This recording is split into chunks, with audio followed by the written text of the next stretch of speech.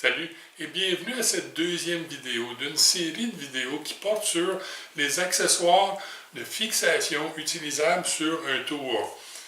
Dans notre dernière vidéo, on a parlé de mandrins à 3 mâchoires, de mandrins à 4 mâchoires et de pinces flexibles. Plus spécifiquement, la série de pinces flexibles C. Et on parlait de la pince C5. Et quelqu'un m'a fait remarquer que je le disais à l'envers.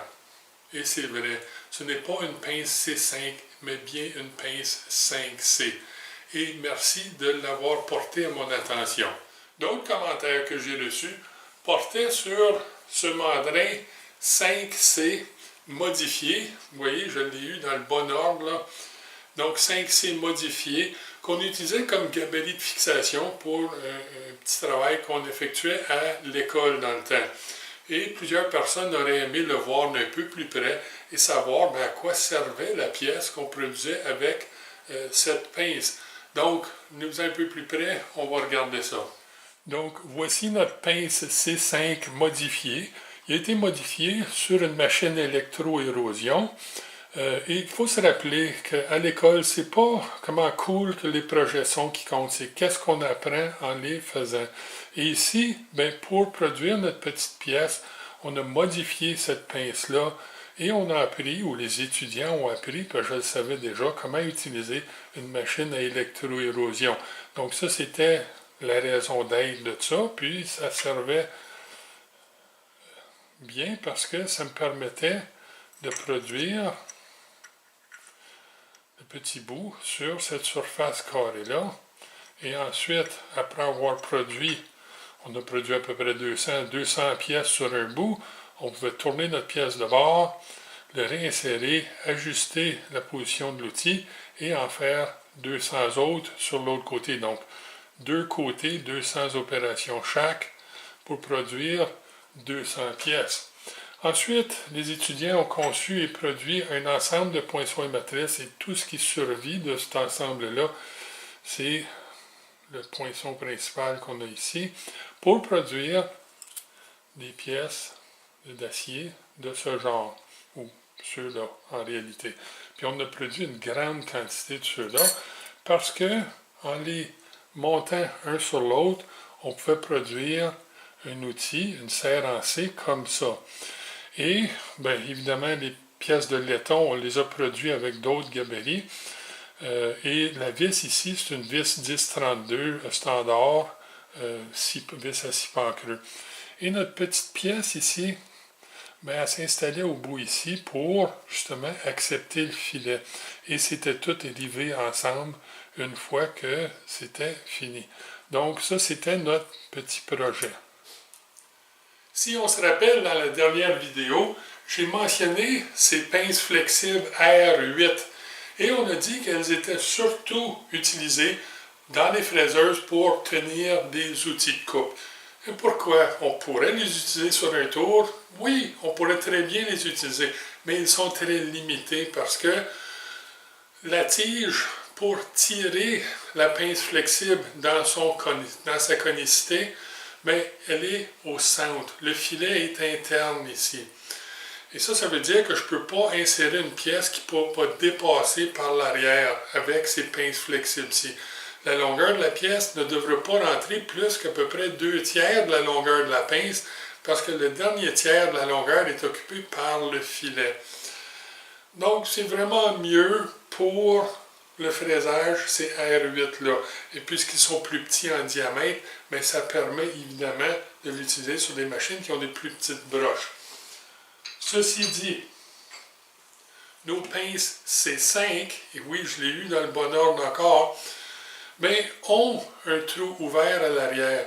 Et le filet qui applique la traction pour fermer la pince, elle est sur l'extérieur de la pince. Par contre, vous avez peut-être remarqué que certaines pinces ont également un filet intérieur. Ces filets intérieurs ne sont pas conçus pour tirer la pince dans sa conicité. Elles sont là pour tenir des accessoires, comme une butée. Donc, je peux filer une butée dans ce trou-là pour automatiser la profondeur le positionnement en profondeur des pièces que j'insère dans la pince. Mais attention, il faut commander la pince avec le filet intérieur. Normalement, la pince ne vient qu'avec le filet extérieur. Si on veut utiliser une butée filetée, mais il va falloir commander spécifiquement les butées avec le filet intérieur. Puisqu'on parle de butée, si on utilise une pour contrôler la longueur des pièces, quand j'utilise une série de pièces, il est important de savoir ici qu'une petite différence dans le diamètre de la pièce va faire beaucoup de différence en pénétration dans la broche de la machine. Et ça va affecter le positionnement quelque peu. Qu'est-ce que je veux dire par ça? Bien, l'angle du bout ici est à peu près 20 degrés. Si le bout avait un angle inclus de 90 degrés, bien, j'aurais un ratio approximatif de 1 pour 1. Ça veut dire que chaque fois que le diamètre de la pièce que j'insère dans la pince diminue par 1 millième, j'aurai une pénétration dans la broche de la pince supplémentaire de 1 millième de pouce, 1 pour 1. Mais l'angle ici n'est pas 90, l'angle est beaucoup moins que ça. Si j'avais 45, bien évidemment, ça serait du 2 pour 1. Et si j'avais 22,5, puis ça a l'air d'être un peu moins que ça, mais si j'avais 22,5, bien ce serait du 4 pour 1. Là, si on se dit qu'au point de départ, je ne peux pas accepter une grande variance avec des pinces flexibles. On a dit ça dans la première vidéo. Mais ça veut dire que si j'ai à peu près 4 millièmes total, 2 au-dessus, 2 en bas de la dimension médiane. Si j'insère une pièce ici qui est 2 millièmes plus petit que le diamètre de la pièce que j'ai utilisée pour régler la butée, bien, je vais avoir 4 fois la pénétration. Fait qu'au lieu de 2 millièmes, je vais avoir 8 millièmes de différence en profondeur. C'est pas incroyable parce que normalement, quand on utilise des pinces, on a un bon contrôle sur le diamètre des pièces. C'est rare qu'on ait une variance plus que de 1 millième. Mais c'est quand même quelque chose auquel il faut faire attention. Bon, on commence à le savoir. Les pinces flexibles, c'est très précis, mais c'est également très limité. Donc, il doit y avoir des raisons pourquoi je voudrais faire cette dépense-là. Et il y en a. Mais avant qu'on rentre dedans, je veux juste mentionner, les pinces flexibles sont disponibles avec des alaisages autres que cylindriques. Je peux avoir des pinces flexibles avec des alaisages ou un alaisage carré ou hexagonal ou autre. Donc, c'est disponible. Si par contre, je veux tenir une pièce qui a une forme pour laquelle je ne peux pas me procurer une pince flexible, bien, on peut utiliser une pince flexible usinable. Ils ne sont pas trempés, donc durcis sur leur bout. Et ça me permet donc d'usiner la pochette requise ou l'alésage requis pour tenir la pièce que je veux tenir. Alors, quels sont les avantages? On va en regarder deux. Première, bien, ça a attrait, mais les deux ont attrait avec les vitesses de rotation. Si on pense une pince flexible, c'est compact et léger et ça peut atteindre facilement des hautes vitesses de rotation parce qu'ils ne sont pas massifs. Et ça, c'est important. Là, un mandrin à 4 ou à 3 mâchoires, c'est beaucoup plus massif. Et ça, c'est problématique si on veut tourner très rapidement. Deuxième chose, c'est la grosseur de la pièce. Là, quand on travaille à des hautes révolutions par minute, mais c'est parce qu'on travaille sur des petites pièces. Là, les mandrins à 3 et à 4 mâchoires, je peux en avoir des gros, je peux en avoir des petites, mais ils sont tous limités dans le sens que les mâchoires ne peuvent pas se rencontrer au centre parce qu'ils ne sont pas pointus au bout. Ça veut dire qu'il y a un petit plat et il va toujours avoir un diamètre minimal de pièces que je peux retenir dans un mandrin. Évidemment, le plus gros que le mandrin est, le plus gros que la pièce minimale va être. Je n'ai pas ce problème-là avec les pinces flexibles. Je peux tenir de très petites pièces dans une pince flexible 5C. Une dernière chose, il faut se rappeler que les pinces flexibles enveloppent la pièce et ont beaucoup de surface de contact avec la pièce. Ça veut dire que je ne suis pas obligé de tenir aussi profondément dans la pince flexible une pièce comparativement à la profondeur qu'il faudrait que je retienne dans un mandrin à 3 ou à 4 mâchoires. Il faut se rappeler que nos mandrins à 3 mâchoires ne touchent à la pièce que sur une petite surface. Ça veut dire pas beaucoup de surface, grosse possibilité que la mâchoire morde dans la pièce, surtout si on applique beaucoup de force de coupe. Nos pinces flexibles enveloppent la pièce, donc ont énormément de contact. Regardons comme exemple une pince flexible C5 de 3/4 de pouce dans lequel on va insérer une pièce d'acier laminé à froid, donc de diamètre très précis, de 3/4 de pouce.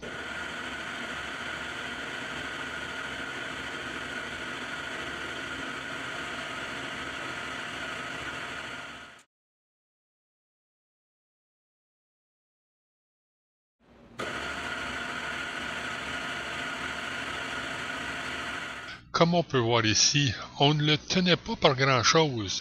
Une autre façon de tenir une pièce sur le tour est de le tenir entre pointes. Pour une opération de tournage entre pointes, on va avoir besoin d'un plateau d'entraînement, d'un toc d'entraînement et également on va avoir besoin d'une pointe vive. On appelle pointe vive la pointe qui se monte dans la broche du tour et qui est entraînée par celle-ci. Puisqu'elle tourne avec la broche, mais elle ne requiert pas de roulement. On va également avoir besoin d'une contrepointe. Dans ce cas-ci, on a une contrepointe à roulement qui tourne avec la pièce.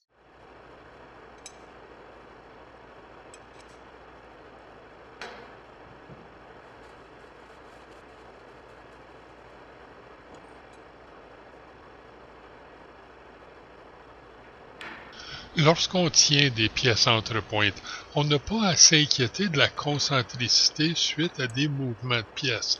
C'est l'avantage principal. Le deuxième avantage, c'est qu'on a un accès à l'entièreté de l'extérieur de la pièce, puisqu'on peut tourner la pièce bout pour bout à n'importe quel moment donné. Tout ce qu'on a à faire, c'est déplacer le toc d'entraînement. Pourquoi c'est important ça? Avec un mandrin à 3 mâchoires ou avec une pince flexible, aussitôt qu'on sort la pièce du mandrin ou de la pince, on ne peut pas la replacer parfaitement concentrique à ce qu'elle était. Avec les pinces flexibles, c'est un peu mieux puisqu'elles sont plus précises, mais c'est quand même pas parfait. Par contre, avec un mandrin à 4 mâchoires, on peut retirer la pièce, on peut la replacer de façon très concentrique, puisque le mandrin est ajustable. Mais comme on sait, c'est beaucoup de travail. Lorsqu'on tourne entre pointes, le toc d'entraînement entraîne la pièce, puisqu'elle y est fixée. Ce toc est en contact également avec le plateau d'entraînement, et ce plateau entraîne le toc qui entraîne la pièce qui est tenue entre pointes. Donc, si vous le voulez, vous pouvez installer une pièce entre pointes et usiner une extrémité de la pièce. Faire toutes sortes d'opérations de tournage, etc.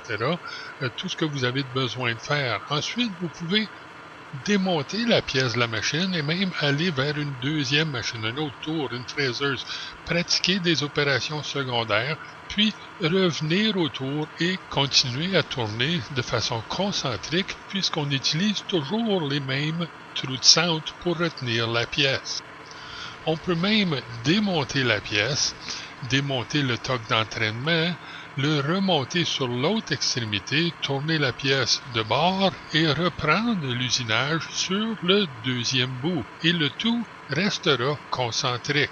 Les seules opérations qui sont difficiles ou impraticables entre pointes sont les opérations de surfaçage, de perçage et d'alésage, puisqu'évidemment, on a besoin d'accéder au bout de la pièce.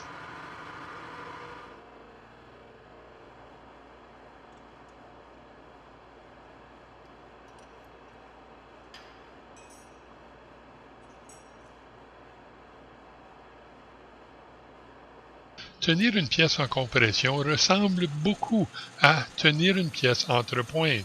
On a ici quelque chose qui ressemble à une pièce tenue entre un mandrin à 3 mâchoires et une contrepointe, mais ce n'est pas le cas. Ce qu'on a ici réellement, c'est deux pièces. Et la pièce qui est entre celle tenue dans le mandrin et la contrepointe, ben, elle est tenue par compression. Si on utilise le gabarit de fixation qu'on vient juste d'usiner, ben, on peut y insérer une fine feuille d'aluminium pour produire un disque. En tenant la pièce de cette façon, j'ai accès à l'entièreté du diamètre extérieur de la pièce. Un autre avantage est que je peux produire de cette façon un disque qui n'incorpore pas de trou. En réalité, pour produire un disque sans trou, ben, c'est vraiment la meilleure méthode. Et si on planifie juste un petit peu, ben on peut produire un gabarit qui n'est que quelques millièmes de pouce plus petit que le diamètre du disque et ainsi soutenir cette pièce qui devra résister à la poussée axiale de l'outil lors du tournage.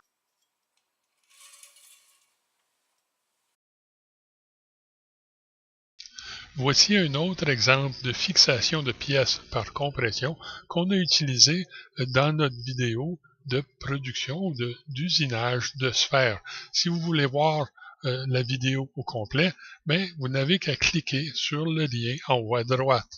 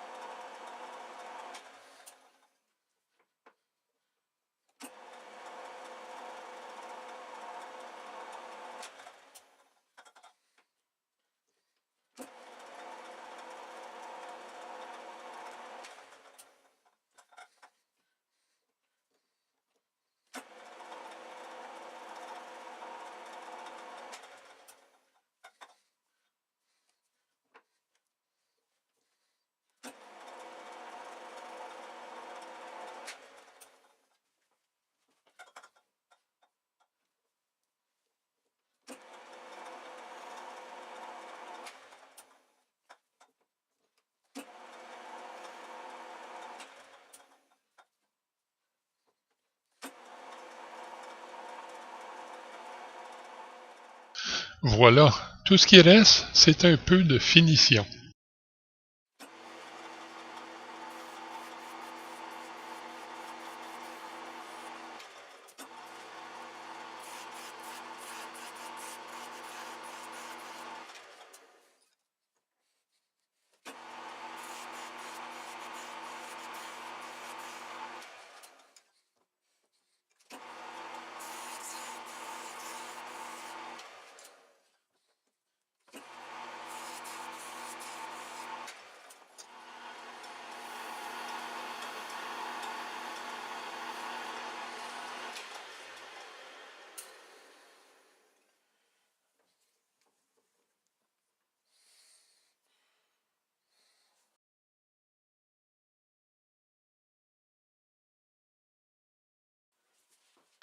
Et si vous n'avez pas froid aux yeux, vous pouvez utiliser la pression appliquée par votre main pour retenir une pièce dans un gabarit par compression pour certaines opérations de polissage.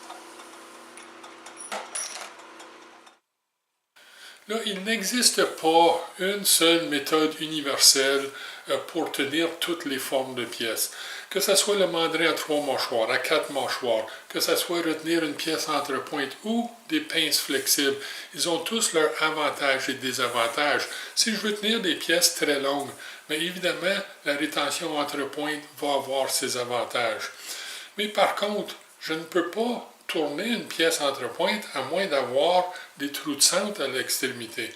Mais probablement que je vais vouloir utiliser un mandrin à 3 ou 4 morts pour produire ça. Donc une combinaison ici.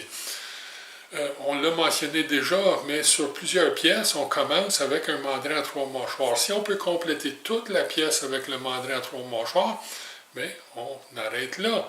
Par contre, s'il faut déplacer la pièce, la sortir du mandrin pour, exemple, pratiquer des opérations sur l'autre extrémité, mais il va falloir, si ces opérations doivent être concentriques avec les premières, passer à un mandrin à 4 mâchoires pour ramener le tout concentrique. Mais on a également les pinces flexibles. Les pinces flexibles devaient être utilisées avec des pièces ayant des dimensions normalisées. Par contre, si vous commencez une pièce dans un mandrin 3 mâchoires et vous tournez un bout de la pièce à un diamètre normalisé, mais quand vous tournez la pièce de bord, vous n'êtes pas obligé d'aller avec un mandrin à 4 qui est long à centrer. Vous pourriez passer à une pince flexible. Donc on voit qu'il y a toutes sortes de combinaisons possibles ici et tous dépendent de la pièce à produire.